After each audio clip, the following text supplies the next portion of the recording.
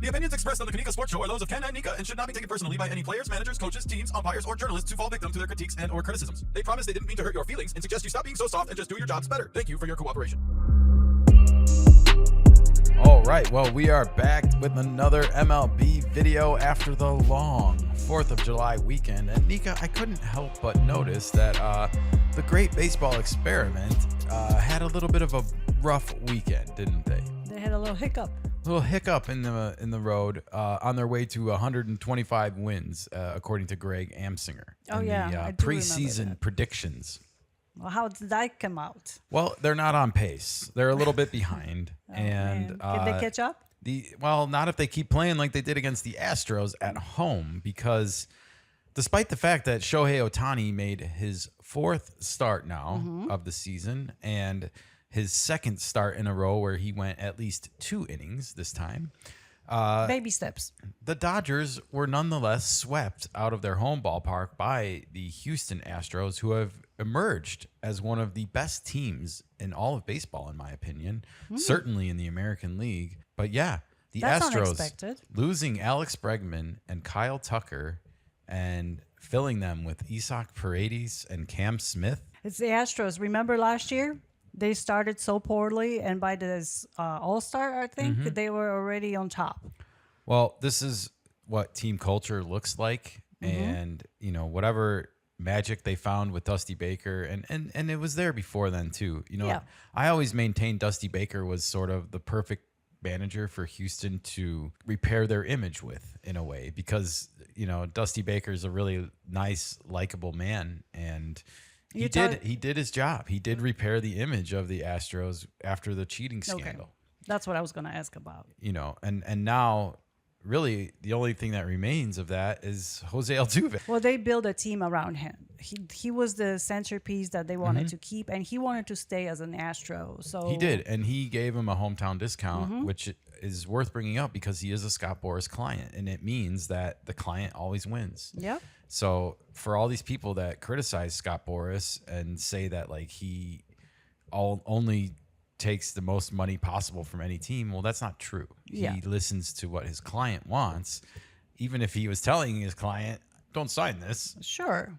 He does what they want. Absolutely. At the end of the day, the client is the number one. Absolutely. So anyways, it was worth bringing this up because MLB released their new power rankings on Sunday night / Monday morning, as they do, as is tradition. This Monday, after this weekend, the LA Dodgers sitting at number 2 on the list ahead of the Houston Astros. Nika, how could this be? How can the Astros go into LA, go into Chavez Ravine, and sweep the mighty Los Angeles Dodgers, the Great Baseball Experiment, Shohei Ohtani, Mookie Betts, Freddie Freeman? The list goes on and on and on and on and on and on. How could this happen? And the power rankings are based only on weekly performance, not the whole season. Am I correct? Well, I think you do take the whole season into account, but you also have to be able to take individual weeks into account. Okay. This is posted every single week. That's why I ask, because of it. I guess I just don't understand, like, are the Dodgers that fragile that we just can't rock the boat by removing them from number 2? We've already disgraced them enough by having to replace them with the Tigers at number 1.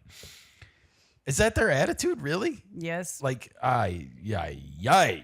That goes with the whole California state. Well, the nice thing about this is that this little list also comes with an article on MLB.com. And I was really curious, Nika. I had to know. Here is the article. Tigers power up at the ballot box and in the power rankings. A little nod to the All-Star game there and the Tigers that were selected, including Javier Baez, a former Cub. First All-Star game since 2019, Nika. Unexpected. Unexpected indeed. But as you can see here in the video I screen grabbed from the article, this was Will Leach. I believe he writes this power rankings every week. And you can see here in the screenshot, it says Los Angeles Dodgers power rankings number 2. And I couldn't help but notice in that screenshot they were tied in the 9th inning against the lowly White Sox. Nika, what's going on with the Dodgers? The Dodgers are ranked number 2, it says here, and they were previously ranked number 2. So they haven't moved. They didn't move up or down. It says it's not very often that you learn a key player is out 6 weeks, and it's good news. But considering how bad Max Muncy's knee injury looked in the moment, 6 weeks is the best case scenario. And that injury did look bad. We both saw the replay and immediately thought, like, oh my gosh, he's going to have season-ending knee surgery. Yeah. You know, just the way it moved. But not to be the case, apparently. As always, the Dodgers' injury list is extensive, but if all goes well, look at all the players who will be back for them as they start rolling into the playoffs. Max Muncy, Blake Snell, Tyler Glasnow, Roki Sasaki, Blake Trinan, and Brusdar Graterol. And remember, they're all ready, really good right now. So why aren't they playing? I mean, I guess that's the point that he's trying to make is that, you know, the Dodgers do still have quite a great record. You know, no one can take that away from them. For sure. And they are missing now all of these people. It's a long season. I look at that list and I look at Blake Snell, Tyler Glasnow, Roki Sasaki in particular, and I think I got to see it before I believe it with all three of them. You know, Blake Snell, I know he came back last year and had a great second half with the Giants, but this year, he said before the season started, like, oh, I got to sign early this year, and this is going to remove all of those problems. Well, guess what? It didn't. He did the same exact thing he did last year with the Giants. He pitched 2 games with the Dodgers and then went on the IL since then. He's only made 2 starts this year. Yeah, I know. It's been a while since we have seen In the him. first year of a 5-year contract, he made 2 starts. Tyler Glasnow, same thing. He hasn't necessarily looked great when he's been out there. And then, you know, he seems to be a head case in some ways with, like, I'm hurt, but they can't find anything, but I'm hurt. Phantom injuries or maybe not so much phantom, but mind. It's like a mental, in my mind, I'm hurt because it's not working right or something. Something I is must be off. hurt. Yeah. And yeah, same thing with Blake Snell. I feel like it's mental with both of these guys and that they maybe have rubbed off on each other a little too much. And now you throw Roki Sasaki into the mix, who, you know, it just hasn't gone, I think, the way he would have liked, obviously, in his first season. And it seems like all 3 of these pitchers, the one thing they have in common is that they don't know what's wrong with them and they're trying to figure it out. Because I don't think all 3 of them have been, like, really given a specific injury. You know, Roki had the shoulder. It was a shoulder impingement. But these are all arbitrary reasonings, you know. They didn't give him, like, a specific, this is what This we is found. what's wrong. He had an X-ray. We found this. Like, it never seems like it's just, oh, his shoulder's sore. That's it. That's all it is. Inflammation or soreness. Blake Snell, I don't feel right. Tyler Glasnow, I don't feel right. It's like, what does that even mean? And they get away with it. And that's It's what bothers me the psychological. most about it. It's So, psychological. I guess, Will Leach, I would kindly disagree with you right now about the fact that these players, while they do look like an impressive set of names, I think they come with a lot of question marks right now. And oh, by the way, we did have a game last night in Milwaukee with Los Angeles, and they got blown out again. They've now lost 4 in a row. And it was Yoshinobu Yamamoto getting rocked, not even getting out of the first inning. So how good is this rotation really? And it just leaves a lot of questions for me. At the end of the day, it stops with the Dave Roberts.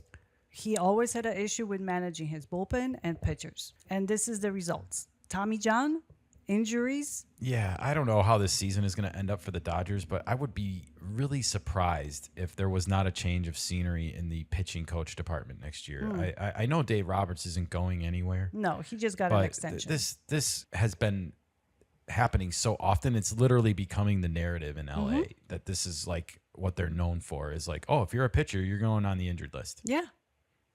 So they want to gobble up more pitchers to put on the IL. I'm not throwing Mark Pryor under the bus. You know, like he had an injury-plagued career himself. And I just wonder what is the link between that and what's happening to these Dodgers pitchers, because it seems like it's happening a lot. It seems we'll like have to wait. it seems organizational. It seems like something that is philosophical to the team itself. But let's read on, Nika, because, you know, the Astros were previously 4 and now they're ranked 3.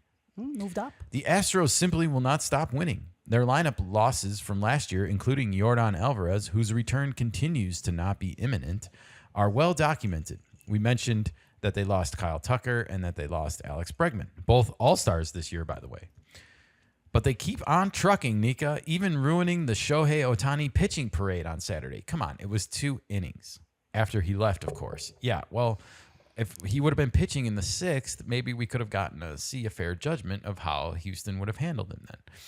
I digress. They've got the best record in baseball since May 24th, despite Yordan Alvarez playing exactly 0 of those games. And yeah, Houston, again, it just seems to be organizational in a good way. I remember that Astros had a rule that if you played in their organization at any level, you had to follow certain principles as a team. And one of them was that you cannot slide head first, that too many injuries happen. Oh, really? Yeah. That's interesting. It is. Yeah, it is interesting. And you see a lot of teams with guys jamming their thumbs or their fingers on the base, and you wonder if they're onto something there. They might be. I mean, you shouldn't be sliding head first. You should be sliding with legs first. I don't know where that all started and developed, and I think it just became one of those things that looks cool, and everyone wanted to emulate it. I like the leg first and the pop-up. That looks phenomenal. Yeah, it does look phenomenal, but not everyone can do it. And I think true. it takes a certain athleticism. And, I agree.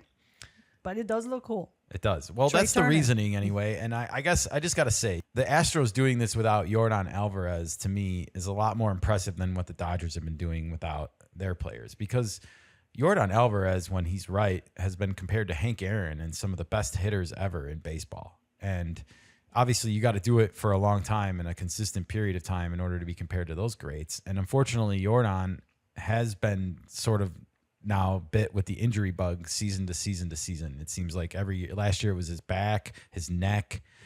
This year it's something different. And so it's tough. You don't want to criticize guys that get hurt a lot, but it doesn't bother Houston either. They keep on finding ways to win. And, I think as long as he's in their playoff run and healthy, they're going to be happy. Yeah. But I was dismayed to see this, for something that's supposed to be a week to week story of the season. The Astros deserve to be ahead of the Dodgers here for just this 1 week only, if that's what it winds up being. But they went into their house and they beat them on their own field. They deserve to be ahead of them in the power rankings right now. I agree. So I just feel like they got off light again. And I guess I don't understand why, when this is a week to week thing, why they have to go out of their way to protect them this much. Good question. Maybe somebody will answer. I doubt it, but too. it just makes me a little bit nuts inside, I guess. These lists are so dumb as it is, and they're just someone's opinion. But when there's that obvious of an answer in front of your face and they just literally beat their ass. They won one of these games 18-1. I didn't even mention that yet. 18-1, they beat their ass. And you still have the audacity to put them ahead of them? Yeah. Doesn't seem fair. It seems like you're going out of your way to protect the Dodgers. And for what? They don't need your protection, trust me. Yeah. They already have so much going for them. It's not even funny. I wasn't the only one that noticed this, Nika. It was Ben Verlander, the man who has his own baseball podcast, of course, the brother of Justin Verlander, the pitcher for the San Francisco Giants. And you can see his reaction right here. The Astros behind the Dodgers is absolutely ludicrous. And full disclosure, Ben Verlander is a little bit of an Astros stan. I'll call him that. He does root for the Astros and thinks that they're underrated, and with good reason. Look at them. They just proved it, I think, by going into Los Angeles and beating their ass. Well, also his brother used to play for the His brother did have a Astros. long Astros career, of course, and won a ring with them, I believe, in 2018. So, yeah. And he also stands for the Tigers and the Giants and any team his brother plays for. I guess that's what you call being a good brother. It's a family affair. Gee, thanks, Ben Verlander. What a great brother you are, rooting for him all the time. Fair weather fan, Give me a break, people. But no, he's absolutely right. This is ludicrous. It is ludicrous. And just for good measure, I put up his power rankings because he puts out his own every week. And he has Houston at number 2. Up a spot, and he has LA down 2, which means he had the Tigers in second place last week and the Astros in third place and the Dodgers in first. So how do you like me now, everybody? He puts Detroit where they belong and Houston where they belong. 2 American League teams are the best teams in baseball right now, whether the establishment media wants to admit it or not. That's the problem with the establishment media. At least Ben Verlander, his biases, and he doesn't even go out of his way to protect the teams that he likes. He puts them where they belong. He does. So, well, we got some new faces in there too, if you can see on his list. Toronto and Seattle working their way into the top 10, and they were not previously in the list. Of course, Toronto now, they keep winning. And you have we're Tampa Bay. We're going to have to talk about them soon. Yeah, Tampa Bay is even down a couple spots. So they've been hot.